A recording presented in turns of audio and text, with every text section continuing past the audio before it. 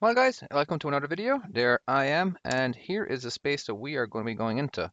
Now, this is actually quite, it can be easy or it can be very difficult. It will, because we have plenty of room over here to mess with, and we don't have quite over here, which is fine, but we're not given the most room to maneuver.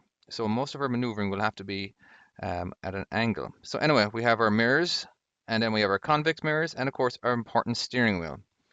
All right, so now we're gonna drive way past it. This is my goal now, is to drive way past it, 'cause that way I will do the minimum amount of steering and hopefully it'll start jackknifing at a slow rate. And as you can see there now, so let's take a look here for a second before we actually start backing up and look at my position. So right now my steers are pretty much pointing straight. I'm stopped at an angle and my trailer is pointing towards pretty much like the front of this trailer over here, which is like 2 spaces over. So my goal is to do as little steering as possible. All right. So having my steers pointing straight. All right. Now I'm going to be taking a peek over in my right-hand mirror because if I'm going to hit anything with the truck, it's going to be over here. Because if I start jackknifing hard, the front of my cab will go over here. All right.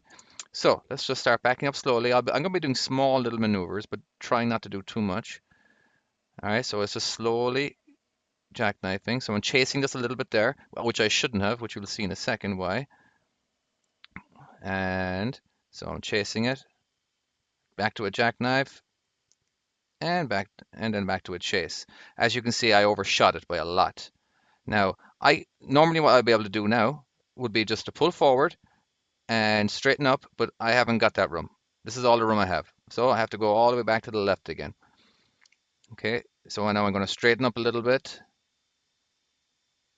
and get my steers pointing straight. So now I'm going to start to jackknife and then chase. That brings me closer to the truck over here. So I'm just chasing it nice and hard. Doing small little unnecessary maneuvers is kind of hard not to sometimes. All right, so we've missed it. So let's pull forward, crank it hard to the right to straighten us up in the shortest distance. Okay, looking in both our mirrors now, it looks okay. See, I do not have a lot of room at all, do I? All right, so it's those small little maneuvers here, making sure. Now, as you can see, see the yellow lines? They're not quite, I'm not in the center of the yellow lines. Let's take a look here for a second. There we go. You can't even see the yellow line on the left. But those yellow lines are not quite perfect to dock.